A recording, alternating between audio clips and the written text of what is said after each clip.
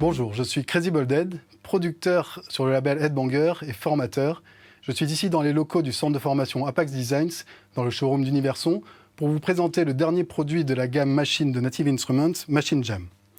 Pour commencer, je vais utiliser le browser pour charger un kit de batterie. Donc je vais prendre un kit de l'expansion Astral Flutter. Je le charge et instantanément, tous les pads sont remplis avec des sons que je peux écouter.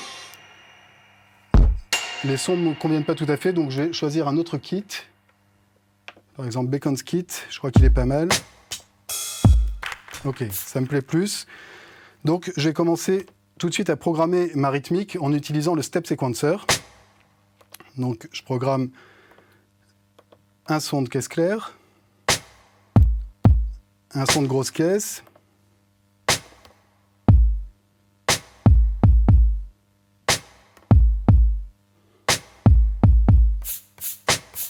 je vais mettre un son de shaker sur les contretemps.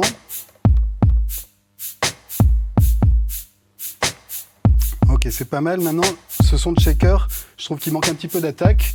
Donc, pour le changer, je vais appuyer sur CTRL. Et là, on voit sur l'écran qu'on va pouvoir changer différents paramètres du sampler en naviguant avec les flèches droite et gauche. Je peux par exemple changer le point de départ du sample, c'est ce qui m'intéresse, pour avoir une attaque un peu plus franche. Ok, maintenant je vais remplir un petit peu avec d'autres sons. Par exemple, j'ai un petit son de vinyle qui est assez discret mais qui va me rajouter une petite ambiance, un petit fond sonore.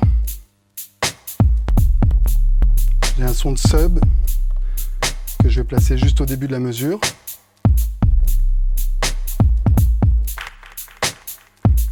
Voilà, ce clap peut être pas mal aussi. Ça, ce clip-là, donc si je retourne dans mon mode son, j'ai ma première pattern de rythmique qui a été enregistrée.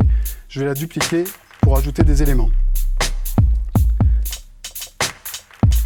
Donc je vais rajouter un petit roulement de charlet comme ça, en utilisant cette partie-là qui est en fait un 16 niveaux d'intensité différents. Donc je peux sélectionner différents niveaux. Et donc à partir de là, je vais pouvoir programmer des coups un peu partout avec différents niveaux d'intensité.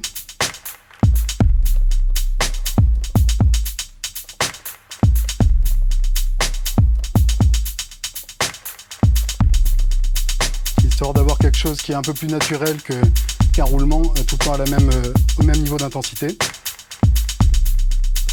Ok, c'est pas mal. Maintenant, je vais rajouter un petit peu de swing. Donc j'appuie sur le bouton swing. Et on voit que sur l'écran apparaît une fenêtre supplémentaire qui va me permettre de régler le niveau grâce à la molette qui se trouve à droite.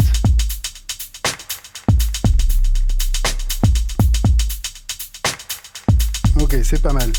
Maintenant, pour faire vivre ce son encore plus, ce son de charlet, je vais rajouter des petites variations dans le son en lui-même. Donc la même chose que tout à l'heure, j'appuie sur CTRL, je sélectionne mon son.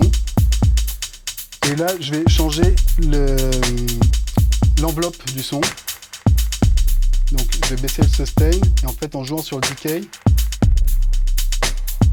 je vais pouvoir le faire vivre. Je vais enregistrer une petite automation, donc j'appuie sur le bouton automation, auto.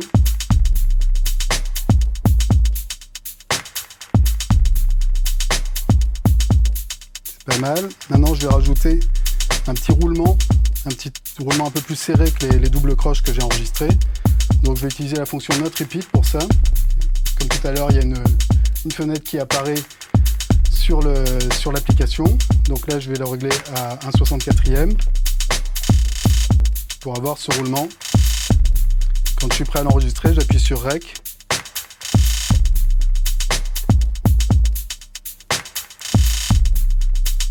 Je retourne dans mon mode song, je vais dupliquer cette pattern et je vais faire une autre variation, ce coup-ci en supprimant les coups de grosse caisse. Je vais aussi supprimer le shaker.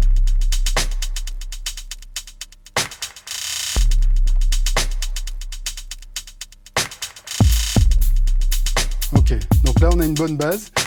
À partir de là, on va pouvoir rajouter d'autres éléments. C'est ce que je vous montrerai dans la prochaine vidéo en ajoutant une piste de basse.